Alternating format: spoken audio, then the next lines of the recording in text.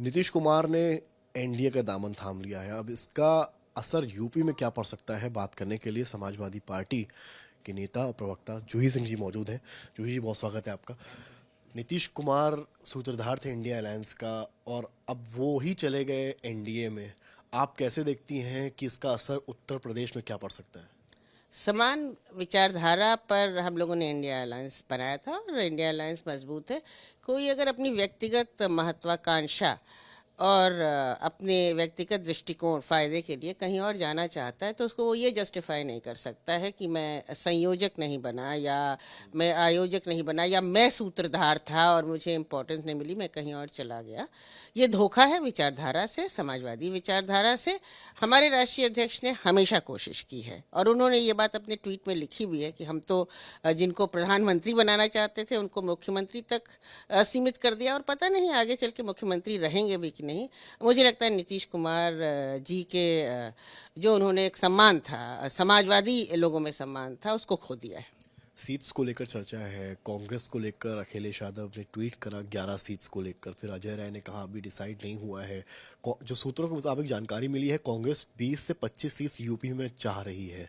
तो आपको लगता है कि ये गणित जो है ये सफल होगा, और क्या सीट शेयरिंग होने में देर हुई है जो अखिलेश यादव लगातार कह रहे हैं? लगातार अखिलेश यादव जी कह रहे हैं कि देरी हो रही है और हमारा एक ही मापदंड है कि हमें सरकार बदलनी है तो जिस पार्टी का कैंडिडेट जीतेगा उसी को टिकट मिलेगा। और कांग्रेस को भी ये बात समझनी पड़ेगी, अगर उनके पास कैंडिडेट नहीं है या कहीं पर समाजवादी पार्टी बेहतर परफॉर्मेंस कर सकती है या हमारे विधायक वहाँ से जीते हैं तो वो सीट स्वाभाविक रूप से हम मांगेंगे। बाकी इसमें कोई कन्फ्यूजन नहीं है और किसी तरह की कोई कॉन्फ्लिक्ट नहीं है। मुझे लगता है हो सकता है अजय राय जी भी पूरी तरह वाकिफ ना हो, मुझे भी पूरी बात पता नहीं है, लेकिन एक सौहार्दपूर्ण तरीके से और बहुत ही प्रैक्टिकल तरीके से समाजवादी पार्टी सीट अलायंस और एक मजबूत इंडिया गठबंधन का हिस्सा होकर खड़ी है। एमपी में जब शुरुआत में मतभेद हुआ तो यही था कि सीट शेयरिंग पर ही बात अटकी थी आके, और आखिरी टाइम तक सपा के नेताओं को रात में बैठाया भी गया, फिर मीटिंग नहीं हो पाई। अभी भी हाल में दिल्ली में एक मीटिंग होते होते कैंसिल हो गई, सपा के नेता पहुंच गए थे। तो सीट शेयरिंग का जो जो देरी हो रही है, आपको क्या लगता है उसका इम्पैक्ट क्या हो सकता है? सीट शेयरिंग में ही देरी हो रही है और एक बुरा अनुभव है मध्य प्रदेश का या कैंसिलेशन का। लेकिन हम उस पर यही कहेंगे कि हमने एक शुरुआत की है, सकारात्मक शुरुआत की है। पहले भी हम कांग्रेस के साथ जब लड़ चुके थे अलायंस में तो तब भी उनको कोई शिकायत नहीं थी, हमने बहुत अधिक सीटें उनको दी, जितना वो चाहते थे उससे अधिक। तो बैठना पड़ेगा, उनके शीर्ष नेतृत्व को राष्ट्रीय अध्यक्ष जी के साथ बैठना पड़ेगा, हमारी जो भी कमेटी बनी है उसके साथ बैठना पड़ेगा और प्रैक्टिकल कंसिडरेशंस के साथ उत्तर प्रदेश जो कि महत्वपूर्ण राज्य है, जहाँ पर हम एक बहुत ही मजबूत विपक्षी दल हैं और जहाँ तक मैं कहूँ कि उनके जो विधायक हैं उनको भी हमने मदद की है जीतने में, तो थोड़ा तो सोचना पड़ेगा।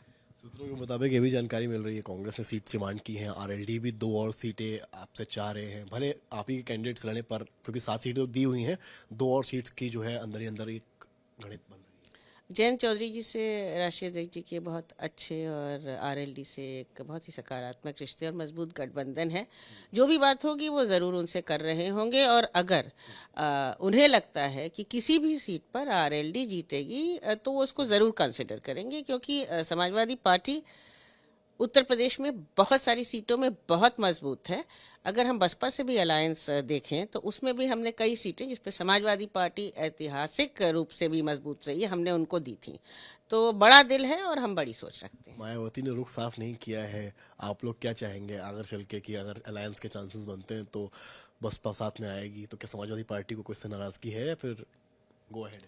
मायावती जी ने तो मुझे लगता है रुख साफ कर दिया है कि वो पीछे से भारतीय जनता पार्टी की मदद करेंगी और अकेले लड़ेंगी। और बाकी वो बहुत ही मुख्यमंत्री रह चुकी हैं, एक बड़ी नेता हैं उत्तर प्रदेश की, तो जब वो कुछ कहती हैं तो हम उसको गंभीरता से लेते हैं। अब नीतीश कुमार की तरह थोड़ी कि कल कह देंगे कि हम जाएंगे नहीं भाजपा के साथ, आज कह देंगे हम जाएंगे।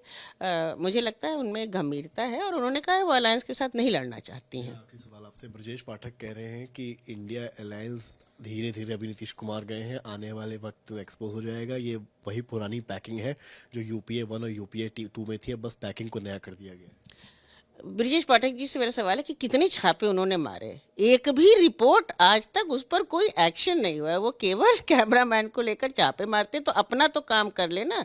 सीट निर्धारित वो कर भी नहीं रहे हैं भारतीय जनता पार्टी की ओर से, न तो वो भारतीय जनता पार्टी के द्वारा अपॉइंटेड उत्तर प्रदेश के प्रभारी हैं, न तो संगठन में उनका कोई पद है, उनका पद सरकार में है। तो वो सरकारी काम करें, और प्रवक्ता भी नहीं है, क्या घोषित प्रवक्ता है वो? नहीं, ऐसा भी नहीं है। तो थोड़ा हो सकता है किसी अन्य दल से आए तो भारतीय जनता पार्टी उनको सब बातें न बताती हो, वो अपने आप से ऐसे ही बोलते रहते हैं।